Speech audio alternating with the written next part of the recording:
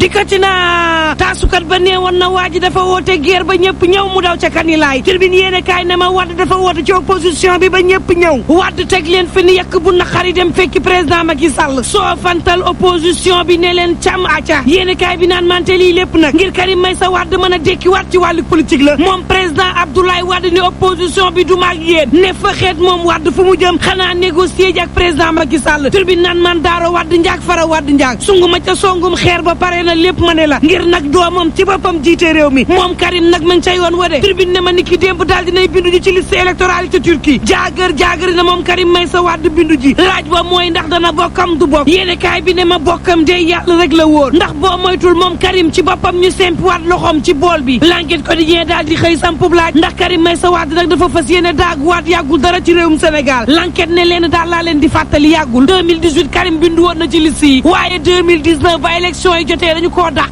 effacé turam kay la ñu def bien bon moom effacé mel ni mi kay nguurug Sall da koo mën source ne ma man la Karim Meïssa Wade coow li mooy kàddu gu mujj gi nag procureur moo ko daal di amee yéene kaay bi ne ma moom procureur mooy daal di xool fan yii nit yi nga xam ne amatuñu sañ-sañ wote ci réewum Sénégal liste boobee moom procureur da koy jébbal ministère de l'intérieur jaare ko nag ci direction générale des élections bu dee Karim Meïssa Wade dafa bokk ci liste ba nga xam ne dañu ne nit yi mënu leen wote kon nag bindoom gii mook furaasayam dañu koy big rouge na fi jàllo ci lii quotidien daal ne déet ma ni la Karim ñaar fukki fan ak benn ci weeru août 2023 bii ci lay am sañ-sañu wote ci réew mi te élection yi kañ la du 2024 na fi ne Karim du ku nuy baareete ci liste yi laa wax na fee nga naan dikku Karim Meïssa Wade ci réew mi day dara doxatul ci diggante bi laas naan maan en tout cas ñaar ñoo xam ni kàngam lan ci wàlluk élection ña ngay xam leen daal Karim Meïssa Wade mënta bokk ci les élections Tribune yéene kaay ne ma mën la waaye ña ngay dil diggante maître Abdoulaye Wade ak président Macky Sall ña ngay dil te dil ba nag aajoowul lenn lu dul ci doom ji Karim Meïssa Wade mën a bokkaat ci élection Walf Quotidien naan maan dil bi ci Benno Bokk Yaakaar kay dafa gën a xóot Idrissa Seck ci boppam ba ngay dil ndaamal Kajoor digganteem ak président Macky Sall daanaka seen dara gëmatuñu ko Dakar Times daal di xëy sampub laaj gannaaw kàddu yi nga xam ne Idrissa Seck yëkkati na ko ci Benno Bokk Yaakaar ci président Macky Sall coalition bi ndax Idrissa nag jotul mu daal di bàyyi boobule coalition lëngoo neex na waaye koo ba mu dem ak ki mbagam Dakar Times naan maan mbaggu président Macky Sall daal la Idrissa Seck war a wàcc Bés bi le jour naan maan moo ne Idi day ma nga naan ay gaayam bu leen tontu kenn ku dul président Macky Sall waxi bojo bugguma Dakar Times naan waaye critique yaa ngi bàyyeekoo fu ne ñoom maître Omar yu ma gaayaa ngay wax Bés bi le jour naan man xanaa déggoo Idi nee na leen bojo ngeen ci wàllu politique aw ma lu may tontu gi yéen naan ay gaayam tontul leen ma président Macky Sall waaye pas ay bojo Turbine yéene kaay naan man PSD jant bi daal ma nga yekk Idi ka del ci sa kàddu yi ñaaw yii suusu aane ma xam ngeen lu ñuy woowee intelligence artificielle xarala yu yees la yoo xam ne nii daanaka nag mën na laa déy docteur Cheikh Diallo ne leen ci loolee laay jaaree jàngatal leen juróom-ñett candidat yi nga xam ne ñoo samp seeni ndënd président Macky Sall moom bu demee ñaareelu tour ñàkk na gars yi naan solu ci boppu président Macky Sall dafa jafe lool même soxnaam xamul ndax candidat lay doon wala doon candidat waaye Sall am nay jéego yum def ci réew mi wàllum koom ak social Sall ci mën waaye sunu démocratie bu ñoo ngit Sall ci mën waaye mënul ci wàllu liberté doomu aadama yi Sall mal gouvernance moo ci mën fuuf ak wàllu ger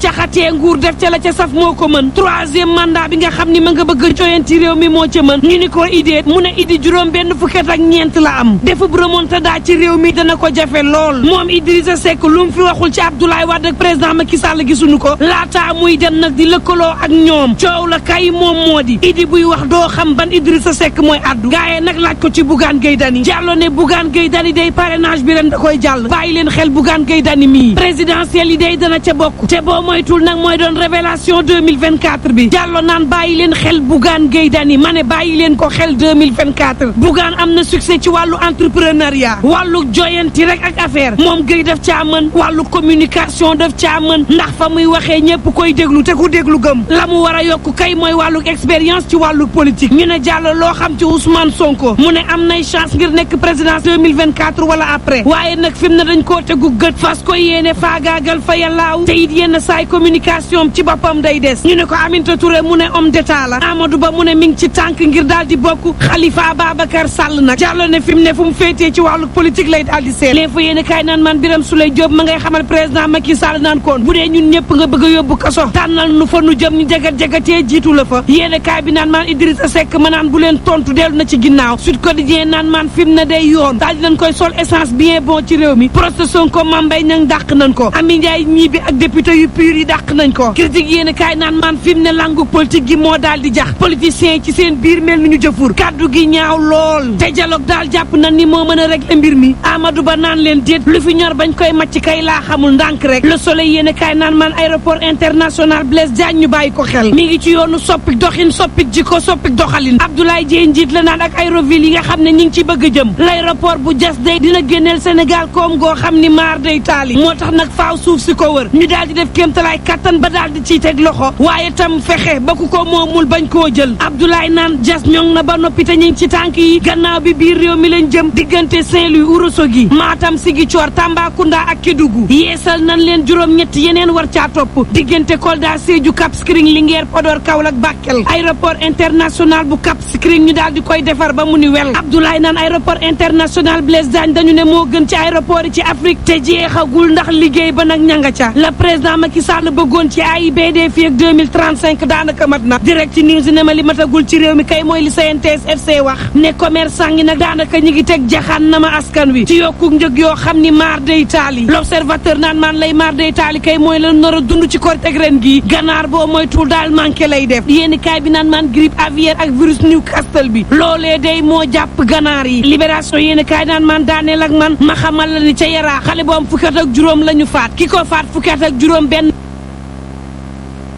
la am tey tuxum yàmbaa la ko doon aaye mu jël paaka jëm ci put mu faatu yéene kaay bi ne ma ñu dem ci dossier topp kaabeeg DSC plainte yi jóge na ci ñaar fukk ak juróom daal di tàbbi ci fanweer yéene kaay bi naan maan fukki nit ak benn ci ñoo xam ne dañ doon def ay anneau di waxal nit ñi ci suuf te kenn yëgul fukk ak benn ci ñoom identifié nañ leen xam ñooy kan altine gii kenn ci ñoom jàpp nañ ko yéene kaay bi naan maan yamu fa ndax nag ña nga xam ne ñoo nekkoon ci suufu profil yéen xam nañ leen yéene kaay bi naan maan Coro Mandela ci boppam moom it ni ki démb enquêteurs yi daal nañ koy woolu ak lu mën a am mbokk yi ñuy ñaan jàmm te yendoog jàmm doore ko ci jërum ñu dénk wàllu napp mi nee nañu nag seen bëgg-bëgg fu mu nekk nii moo di marine nationale ñu delluwaat seen base te bàyyi la ñu wéyal seen ak napp Pape Sagna Mbaye jëwriñ bi ñu dénk wàllum napp mi ne nag loolee war na mën a nekk nag te nag bu ñu fàtte ne kon xeexoo boobee andi na ay gàllankoor lool ci wàllum koom ci ñaari dëkk yooyee kon nag faw ñu seetuwaat code de la pêche bi daal di koy jàngaataat Pape Sagna Mbaye ñu teew lay kàddu wax Pierre Claver Pouye àlmina ndaxte ñi fi tase woon yëpp tey di ay acteurs joxante nañ loxo bokk ndey bokk bay ku ci nekk xam nga ni lii yàqal na ku nekk te la mu yàq dépassé na plage Kayar Mboro Guet Ndar kon xam na ni conséquences yi yemul rek ci seen commune dafa large loolu moo tax demandé nañu tamit autorités yi ñu permettre leen ñu delluwaat géej loolu moo tax joxante nañ loxo bokk ndey bokk bàyyi saafoon pour que économie locale bi tamit mën a continuer dundaat économie nationale bi tamit continuer mën a dundaat événement yi di xew yu ñu regretté la ñoom ñëpp ku ci nekk réccu nga ndax ba muy commencé kenn xalaat ko nit dina ci gaañu nit bi ci ñàkkee bakkanam nag gis ñoom ñëpp xam nañu gis ñu lu ko jare bii fitna ba nit ki di ci ñàkk bakkanam waaw code de la pêche bi nag effectivement initié nañu relecture fii ak fukki fan ak juróom nañu indilaat ñoom seen ay recommandation ak seen bëgg-bëgg bu ñu boolee la ñu móol ko jébal ko président de la République naka lañ koy càmbare ba mu nekk code boo xam ne bii dina nekk code consensuel ñëpp andi ci ñu soo ko yóbbu assemblée nationale.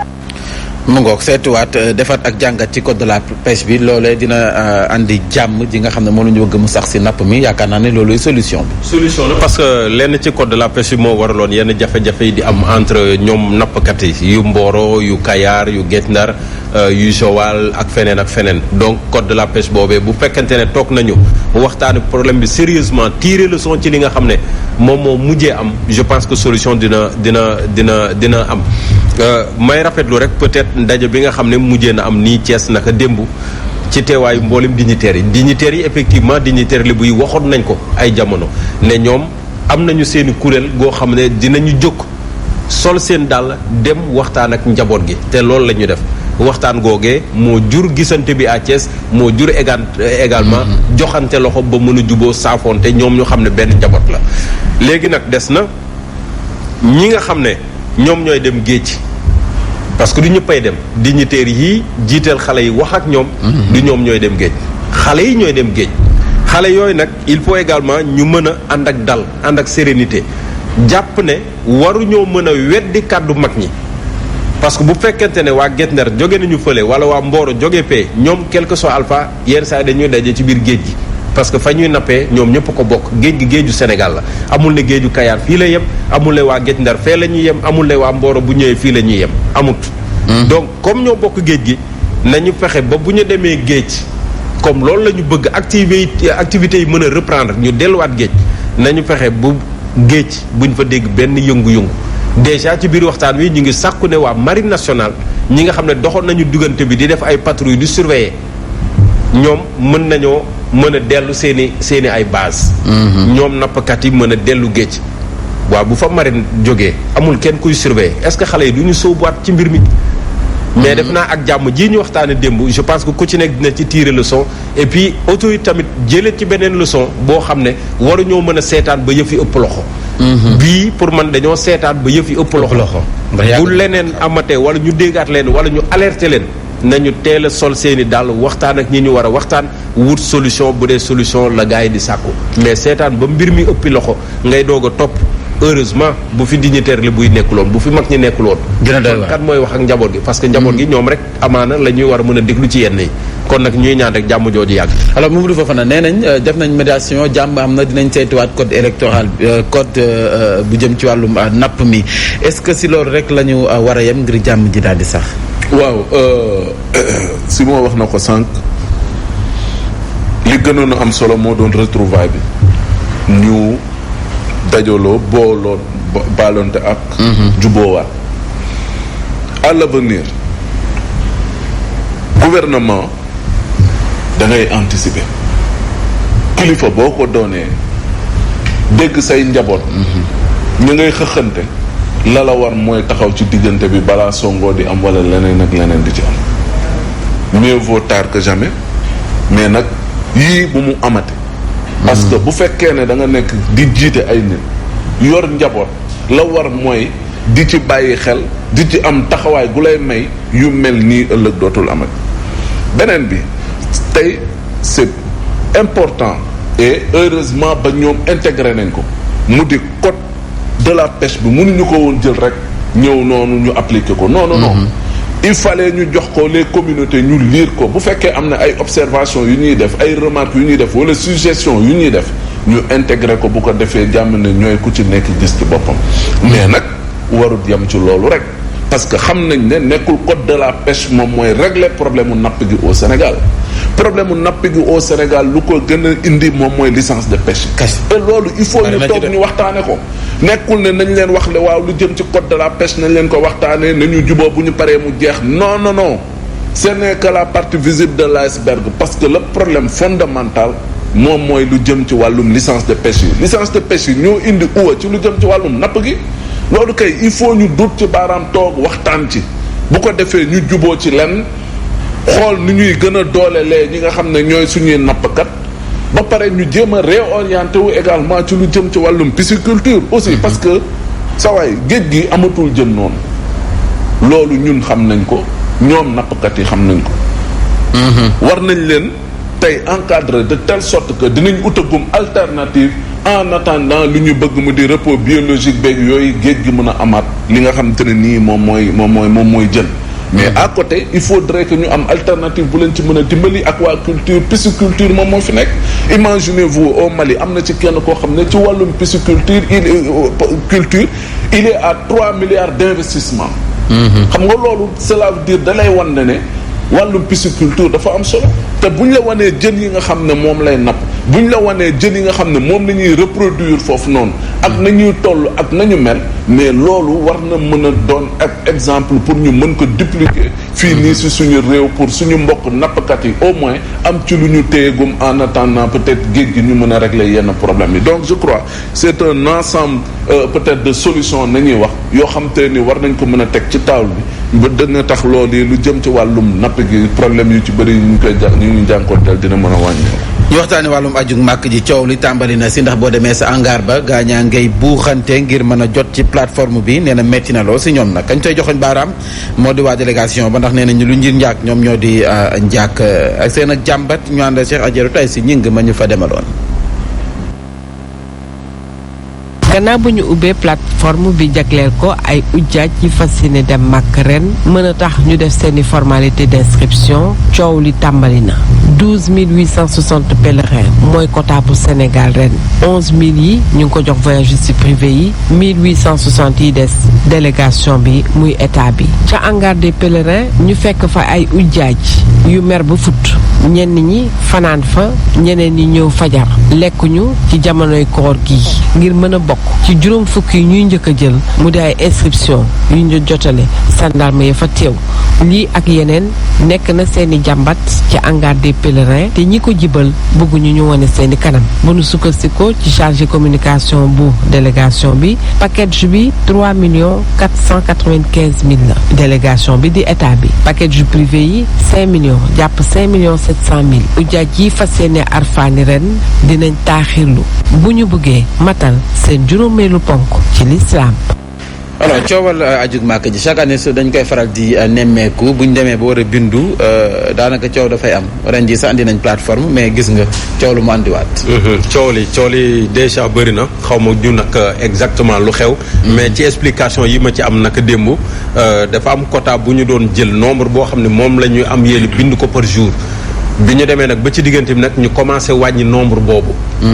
lu tax ñu wàññi ko xëy na loolu seen organisation seen biir la mais apparemment. nekkul li nga xam ne moo gën parce que day am ñoo xam ne da ngay xëy. yenn saa yi nga fanaan te doo jot ca béréb ba pour mën a bindu def say formalité donc bu fekkente ne mën nañoo wàññil nit ñi seen i coono nañu fexe wàññil leen seen coono bu fekkente ne tam nit ñi bu ñëwee foofu dañuy war a toog di xaar lu yàgg. nañu seet nu ñuy aménager ba seen nekkin foofu seen yend wala seen fanaan foofu mën a yomb. parce que demu màkk gi déjà màkk coono la. mais balaa ngaa dem bu dee deng caa nar a dajaat beneen coono kon du yomb. est-ce que à l'avenir mënuñu xalaat nu ñuy décentraliser yëf yi dans les régions pour éviter ñeneen ñiy jógee ci région yu xaw a sore yi war a mën a ñëw ba fii Ndakaaru yenn saa yi nga ñëw fi sa mbokk sore la wala doo fi am mbokk doo xam fooy fanaan da ngay obligé nekk ca béréb ba yenn saa yi sax xaw faa tumuranke donc pour man nañu xoolaat organisation bi te yombalal nit ñi yëpp parce que ajib màkk moom def naa ku ci nekk bëgg nga ko donc pour man dafa war a mën a yomb bu dee conditions yi ñoo doon problème wala bu dee plateforme bi ñu teg moo doon problème je pense que war nañ ko xoolaat il n'est pas encore trop tard pour bien faire war nañu mën a wut solution ci loolu. teelu ngeen suñu jotaay xibaar ci Zik FM tontu Abdoul Aziz Mbaye jëm ci délégation générale au pèlerinage ñu wutali sa Dougar Ouest commune bu Diamniadio département bu Tëngéej foofee ay dëkkuwaay la ñu fa soo moytu dañu leen di daaneel ndax waa DSCOS ñoom ñoo fa namm jaar ñeneen nag ay dëkkuwaay yi nag mi ngi féete ca lotissement bu Mbunka Bambara borom ña nga xam ne ñoo moom tabax yooyu nag yor nañu seen i kayit yu nga xam ne nee nañ autorité ay document administratif la waaye nag terewul am na ay tere yu fa am jëm ci ñu bañ faa tabax loolu la ñu bëgg ñu jëlee ko fa te duñu nangu seen i kër ñu koy toj ñu ànd seen reportage bu Cheikh Ahmed Tidiane Seck Mansour Ndiaye. Mbunka Bambara di gox bu nekk ci commune bu Diamniadio rawatina ca yoon ba nga xam ne moom moo jëm ca yeen askan yi ak ña fa amee ay suuf yuux seen ko wàllu joxañ baaraam këru liggéeykaay bi di Sococim. suñu njaboot ñu bàyyi leen fi ñoo xam ne ay dëkkuwaay la ñu doon moo am ñoo xam ne ñeneen lañu fañ la ñu jógee ñëw bi am na ñu commencé dëkk si mooy entreprise bi ñuy wax Sococim ñu mujjee def seen délimitation seen borne yaa ngi foofu sur place lu ñu gën a mosoon a xam mosuñu dugg ci zone bi jékki-jékki indi délimitation indi seen borne ñu ne fii site bi fa la bokk. ca nañu janox yooyu lay yëngu ñoom ñu duppe ko sax ay mbiri mbuxum askan yi ak borom yu suuf ya di sàkku nag ñu teggi lépp loo xamante ne ak dakkal la gu tukkee woon ci DSCOS ngir nag ñu mën a dem àggali seen i liggéey ca site ba. waa DSCOS ñoo fi indi seen i arrêt DSCOS ne fii Sococim moo ko moom